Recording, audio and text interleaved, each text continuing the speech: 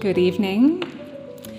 My name is Joy Armstrong. I'm the director and curator of the Galleries of Contemporary Art here at UCCS, and I am delighted to welcome you this evening to our visiting artist talk with Etsuko Ichikawa, one of three incredible artists who's in our new exhibition, Simulacra, opening tonight and on view through October 10th. Etsuko's been in residency with us for 3 weeks now, during which time she started a new body of work that's also on view in our project space entitled Moon Window. I would also like to welcome photographer Dornath Doherty. Dornath, are you in here? Yes. Hi, Dornath. Dornath is another featured artist in the exhibition, and she'll be returning in September to give her artist talk right here in this space, as well as offer some workshops in our community and here at the gallery. So keep your eyes peeled for that. And we invite you to join us in the galleries following Etsuko's talk this evening for more conversation with both of these extraordinary artists. First, I'd like to thank our GOCA season sponsors, Commander Patrick Sheehy in memory of Janine K. Sheehy, El Pomar Foundation, LART, the GOCA Advisory Council, and members of our Curators Circle. Simulacra, the exhibition, has been generously supported by Summer and Tobias Kircher, the September 7th Fund established by Ben and Raynell Kuckel, and Phil Long Hyundai of Motor City. And I'm always indebted to my incredible colleague, Lene Bowman Cravens, our exhibitions and events manager. I'm not sure if she's in the space yet or not, but if you know Lene, please extend your thanks to her as well for her extraordinary efforts. And to our assistant gallery manager Vivian Diggs, whose last day at GOCA is today, very sadly, but their impact will last a long time with us. And our student staff, some of whom are here in the audience, worked so hard on this exhibition, and we are grateful to all of them. And finally, thanks to our colleagues here at the Ent Center and at UCCS who support our work every day of every year. Etsuko was born and raised in Tokyo, Japan, and came to the US to attend Pilchuck Glass School in 1993, then worked for Dale Chihuly as a studio assistant for 8 years. Since 2003, she's been a full-time independent artist, and since then has been making art full-time. She spent 29 years in Seattle and 2 years in Hawaii, and then moved back to Japan, where she now resides. Her work has been exhibited internationally, including the Museum of Fine Arts Boston, Seattle Art Museum, 21st Century Museum of Contemporary Art in Kanazawa, the Ueno Royal Museum in Tokyo, and the Eretz Israel Museum in Tel Aviv. She's represented by Michael Warren Contemporary in Denver, Colorado, as well as galleries all over the world, including New York, Santa Fe, Seattle, London, and throughout Asia. Etsuko's received numerous grants from institutions like the Pollock-Krasner Foundation, the Artist Trust Arts Innovator Award, Americans for the Arts, the Andy Warhol Foundation, and the National Endowment for the Arts, just to name a few. Please join me in giving a warm welcome to our visiting artist, my friend, Etsuko Ichikawa.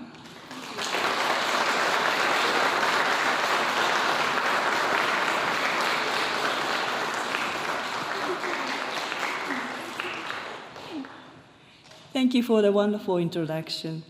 My name is Etsuko Ichikawa, and I'm honored to be here. And I have a limited time, so I'm going to get started. I would like to talk about background a little bit and making of broken poems of fireflies, which is the one exhibiting in the gallery. And then beginning of Moon Window, which is a completely new series that I started during this residency. And then Q&A. I'd like to leave at least 5 minutes for question and answers because I always like to get some feedback. So as Joy introduced about me, I'm from Tokyo, Japan. And as you know, it's such a beautiful country, and my aesthetics is coming from there. It's in my DNA.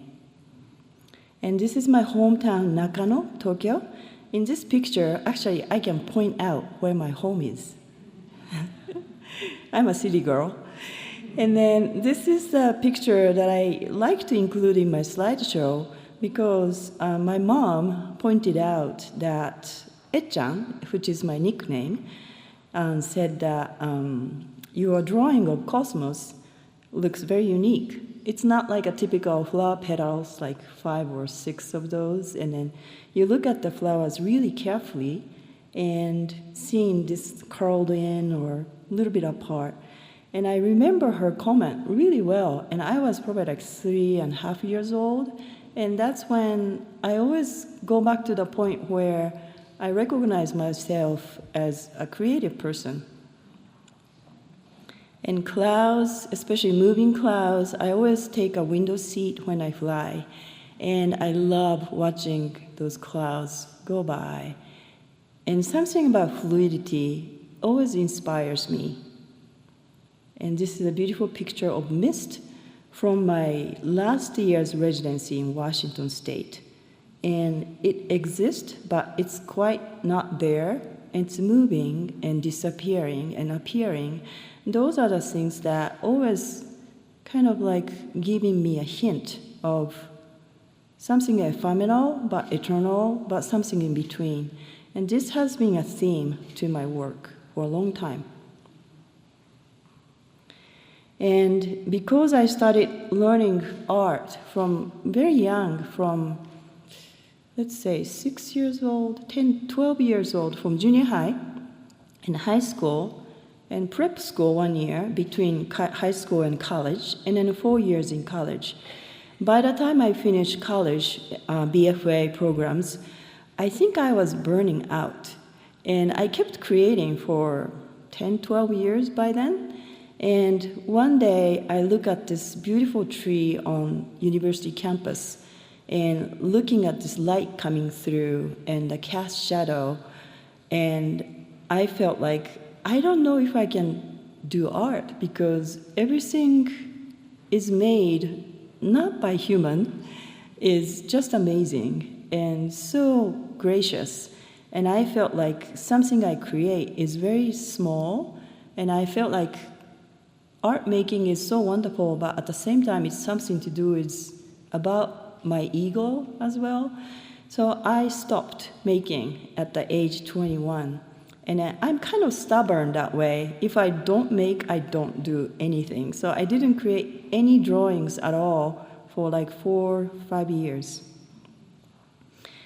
Then I met this material glass, and it was kind of like a life story that I was working for an artist in Tokyo, and then they had an annual checkup, like health checkup, and my result came out really off. Like blood cell percentage of white and red was completely off, and then spleen was enlarged.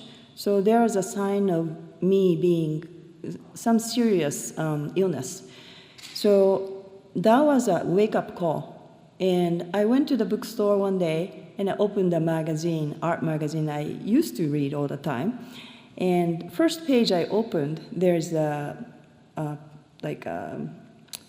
there's an advertisement of glass blowing school on the island of Noto. It's a small island in Japan. And then somehow I just thought that this is something I have to do. So I applied and I went to the summer session. And then the first time I gathered glass, it's a long, 3 feet long maybe, gathering molten glass from the furnace. And then I immediately had this like a physical reaction from toe to head. I had goosebumps. And I knew at that point that I would work with glass for a long time. And Pilchuck Glass School in Washington is exactly where brought me to US. And that was back in 1992. I came to the school for a program for summer, and I really wanted to come back. And because this school is so wonderful that everything looks so free, and you can do anything you like, and there's no limitation. And people don't sleep, just keep making. It's kind of crazy place to be, as on the first time coming to US and not speaking English well back then. But for example, this was one of the experimental projects that the staff members at Pilchuck did. It's a molten glass dripping from the sort of like a scaffolding they built, and molten glass dripping from the scaffolding onto the ice, like blocks of ice. Then this is my really early work of my glass sculpture, and you can kind of tell this is a fluid glass kind of captured in a moment, but still three-dimensional. Then my Glass Pyrograph series, I'm calling Glass Pyrographs, which is pyro is the fire, graph is drawing, so literally it's a fire drawing made by glass. Starting 2004, did I say 2024? Yeah, this is a typo. Starting 2004. So it's been a long time ongoing series, which is one of my body of works that really helped me to become who I am as an artist.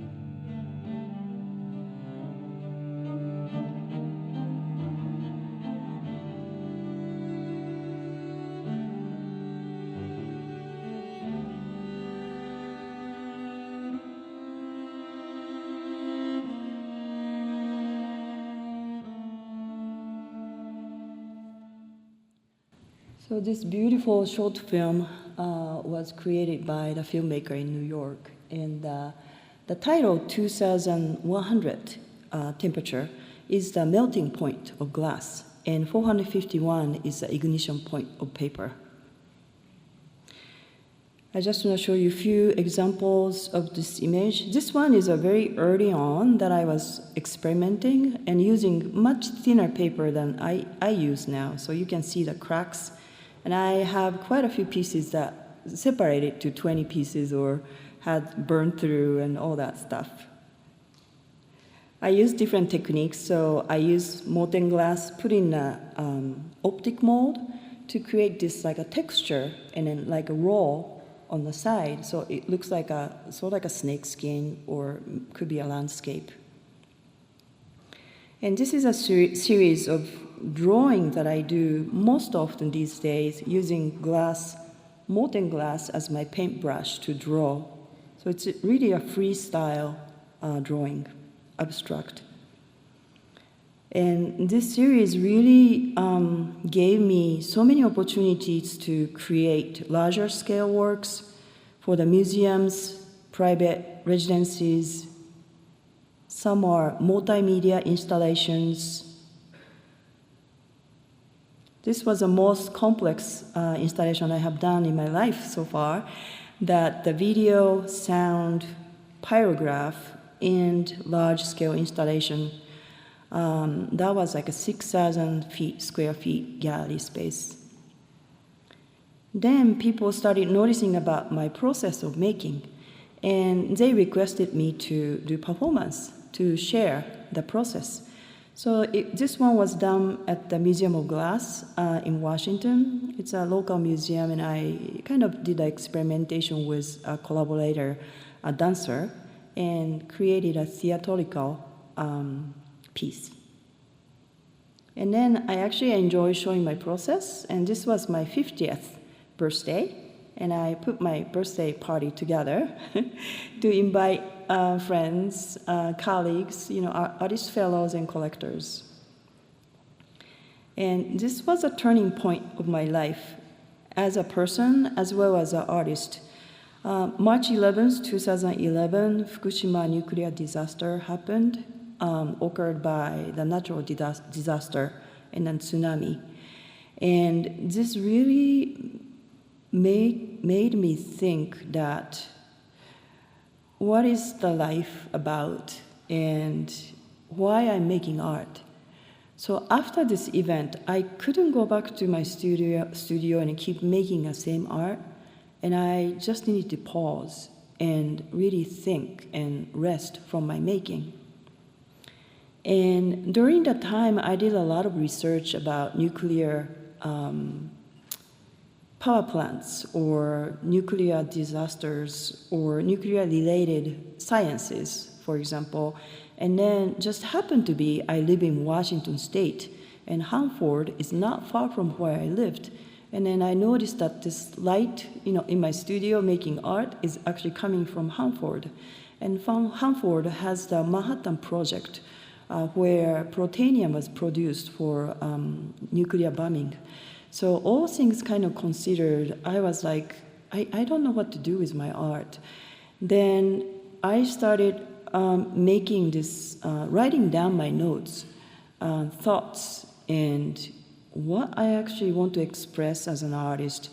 And then the first thing I did was visiting nuclear plants in Washington State, but it's decommissioned or never plutonium was installed, so never active, called Satsop. And I created this short film.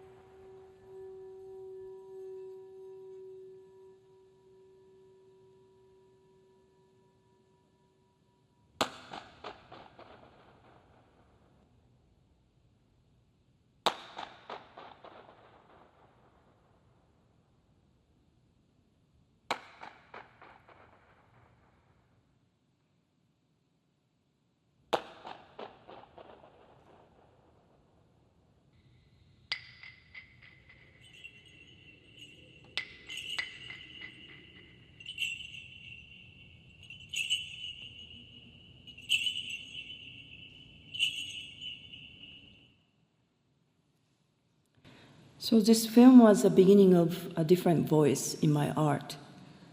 And just happened to be, there's a collector of my art that the chairman of the Hanford vitrification plant. And so he didn't know I was doing this, film work. He knew my pyrograph works.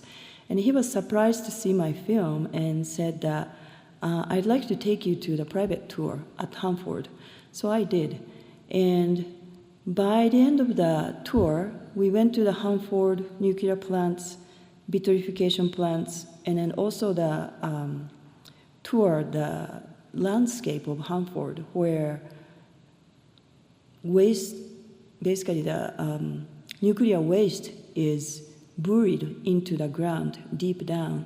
And then at the end of the tour, the scientist gave me this small something. It's black and looks like a shiny lava, but I didn't know what it was. And he told me this is a vitrified glass.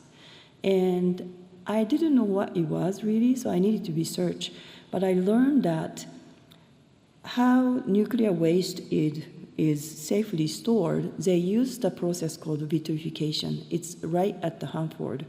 And then what they do is there's a large furnace and then put glass substance like a lead and sand and then nuclear waste in it and then mix it and then melt it together and cooling down. So that would become just like this glass, black lava, look like glass, the huge amount. And they have a stainless steel barrel created maybe 8 feet in diameter, really large amount. They pour the glass, sort of like soft glass, cool it down and bury into the ground. So as I had a tour driving through the land of Hanford, rich land by the ocean, by the river, Columbia River, I see a lot of holes digging. And I was like, it's like, oh my God, I lost my word. And I started using uranium for my work after this. And at that point, my work was going two different directions. So the glass pyrograph as an abstract drawing made by hot molten glass, and then a film and more political voice is in my work then. So I didn't know what to do with those completely two different body works that developing at the same time. But this vitrified an idea of glass is actually used to neutralize and safely store the nuclear waste into the ground, gave me an idea. Those two things could come together. And this is the Jomon pottery made of 100% uranium glass. And Jomon era is, as long as I understand, it's the longest era on the earth that there was no war, and it's like 10,000 years long, from BC to AC. And that is the history in Japan.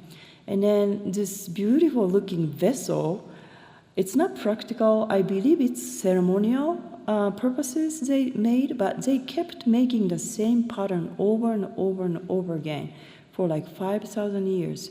So I wanted to create this vessel with uranium glass to think about what are we actually leaving for future. If this vessel is found on ground 2,000 years from now, what people would think. I also created a figurine, and this is actually a hybrid of two really well-known historical archaeological pieces that we have in Japan. And I used uranium in it, and it's blue, but when you have UV light, there's a uranium kind of green stream of flow right in the body.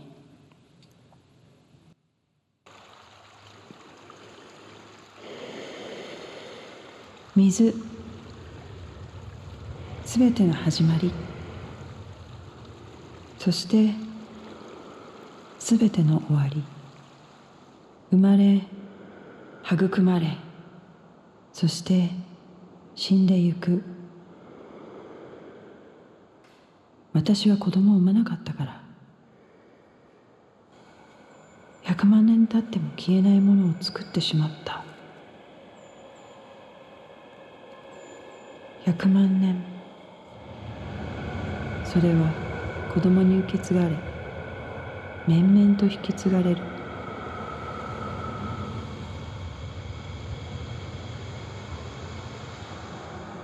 なぜ？答えは聞こえない。答えは返ってこない。なぜ？答えのない答えを探して、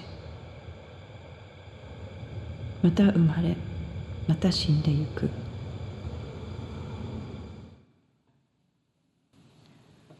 So this was my third film of series of 4. I made those 4 short films in response to Fukushima nuclear disaster. It's a still shot, and as you see, the orb used as a very important prop in this film. And this is the beginning of orb installation. And this piece is called Water Within, Self-Portrait. And this is a cast glass using uranium, clear glass, and some other colors, my favorite purple in there, it's a volume of water consist in my body. So I calculated somehow that my body weight and 70 to 75% of body is made out of water, I believe, and I converted to glass volume. And I cast the glass in cube and used uranium in it. And this is really the beginning of broken poems of fireflies. And I share you making of the work. Since you'll be here to see the exhibit and actually see the installation in person, I wanted to show you the story behind, share the story behind, and also show the process. And Broken Poems of Fireflies, this title is coming from two different inspirations or sources. One is my childhood memory of seeing fireflies in a beautiful mountainside or beautiful countryside of Japan. And this is a beautiful rice terrace, and there's a ceremony before summer. They have this fire on the ground and make a prayer, and with the music and drums, and village people come out and walk through the field of rice, saying that please have a wonderful harvest this fall, but please let the insects, the bad insects go, but just leave the fireflies stay with us because it's so beautiful. And I created a series of orbs with uranium in it, and I created about 120 total, and I wanted to make a larger installation, kind of remind you of this field of fireflies. And each one has a different world, I would say, universe inside, because it's individually crafted. And then a lot of people ask, is this safe? So I wanted to give you this document that, yeah, it's like one of those most frequently asked questions, why your paper is not burned with glass, and why this uranium is safe to have in your home, if you would like to have one. And then it's interesting that this supplier, I used two suppliers, one from New Zealand, one from Russia. And then the New Zealand supplier called Gaffer, it's a very well-known glass suppliers. And then have this sort of like a certificate letter from the National Laboratory, radiation laboratory, saying that this radiation is very, very low. And of course I studied and researched what this actually means. And the content of radiation with glass I'm using is probably less than 1/100th or even more than what you have with your X-ray at the dentist office, for example. So it's very low. But still you see the radiation using UV light, so it's actually radioactive. And this is how I start my studio in a glass studio. I lay out all the glass colors I want to work with. And mostly the theme is sort of like, ocean, flow, some kind of like, nature and the earth. So I picked green and blue mostly. And the yellow on the left side corner is a uranium glass. The process is that I gather clear glass first, and then I mix a different color and kind of twist and, stretch, make it back again. There are a lot of fun in the studio.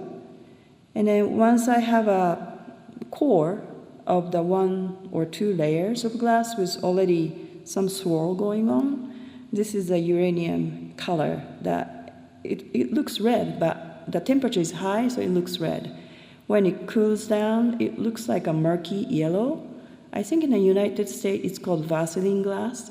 But once the UV light is lit, it's going to be bright green.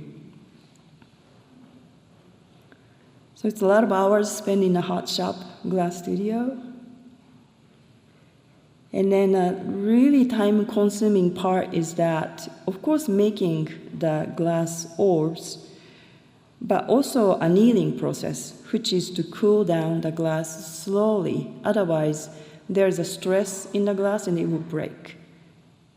So the temperature 950 is the key temperature to put the works in. And about 2 weeks at least, I don't get to see them. They are in the oven, just slowly cooling down. And finally, I get to see them. And after that, there's a polishing process or quite a few processes to go through. And then I see them back in my studio and laying out, kind of composing what this could be and testing with the UV light and see how they shine. Because when you're actually making them, you don't have a UV light in the glass studio. So you don't really know until I have them back in my studio. And now I really tell you a little backstory about secret shots of the gallery exhibit. And this is under the table. You don't get to see it. But there are 3 controllers, and they are programmed with the 21 channels. There are total 63 pieces displayed with this installation.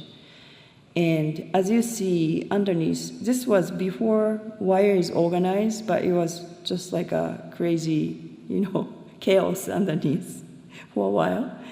And then each controller is nicely organized and wired and connected. And I had a wonderful lighting tech flew from Seattle to help me install this. And each controller has the volume of light fading in and out. And Dave, the lighting designer, is so clever that he figured out they would never synchronize at the same time, so that I asked him, can you make the orbs light fading in and out just like the fireflies? They would come and fly so brightly and disappears, and then short life and die. I wanted to kind of depict that. So he did really successfully and helped me. So this is under the table, almost ready to go. And there's a small ring. It's hard to see in this picture, but there's a velvet-covered ring, has the UV light inside, and that's where the orb is sitting on. And each one is a different size, certain sizes to fit with the larger to smaller orbs. And then lighting goes up and down. Some really looks like, I don't know.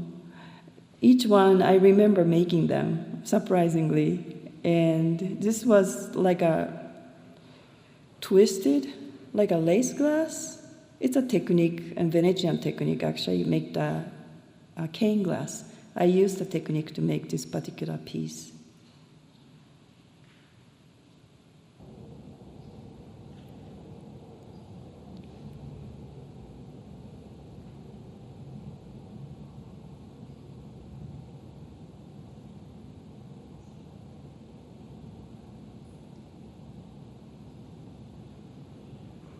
So I was very happy to see this outcome, seeing this fading in and out beautifully. Then I'd like to talk about, maybe 5 more minutes, about my residency. And I was so excited that this Broken Poems of Fireflies, of course, it's a challenging installation to install in short time period. But I have created this piece in previous to this visit. And then this was a gift, really the gift of time for me as an artist, that I have a residency to go with my installation time at the GOCA. And so project space was given for the entire time, and I had a free access anytime. So many, many long hours and late nights, I really enjoyed coming here, and so quiet, especially after everybody leaves. I get to have this, whole center by myself sometimes. And then just new work is called Moon Window, and the title is coming from my ancestor history. And the image I'm showing right now is called kakocho, which means like Buddhist ceremonial names, like a record.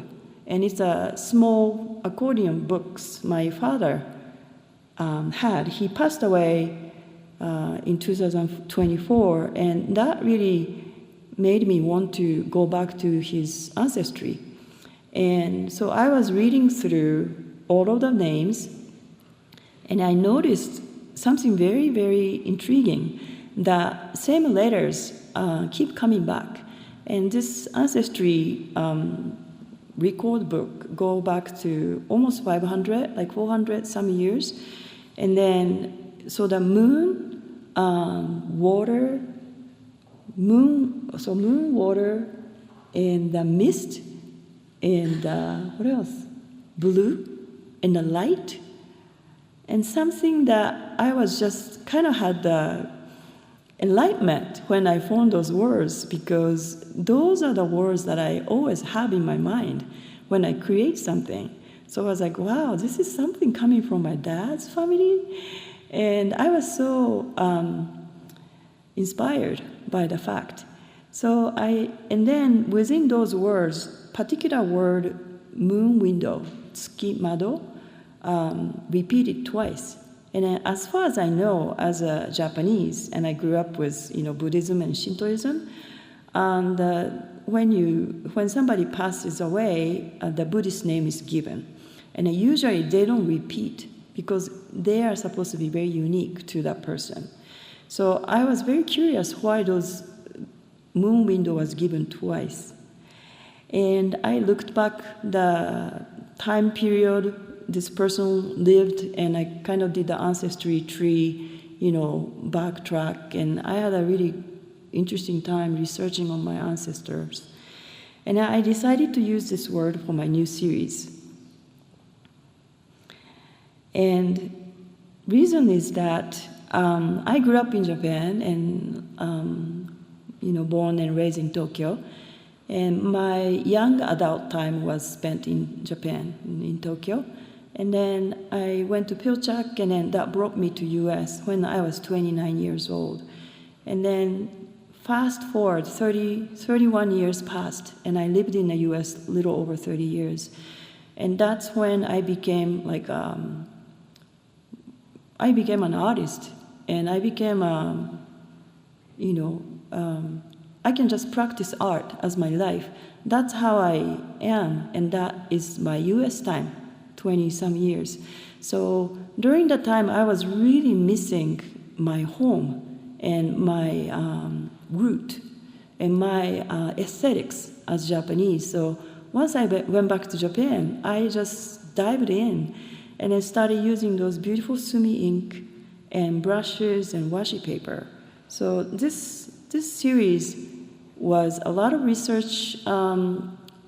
Prior to this residency, I went to visit this sumi ink studio, making sumi for like 600 years, and then a washi paper factory, and I collected something I would like to use for this residency. But intentionally, I didn't start making work.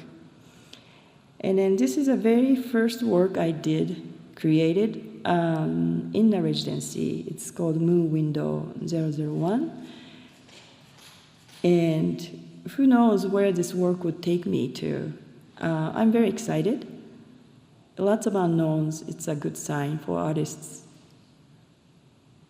And this is my last slide of the GOCA people. Thank you so much for supporting me to be here. And then I love GOCA. And I know I'm missing more than a few people here in the picture, but I love you guys. Thank you.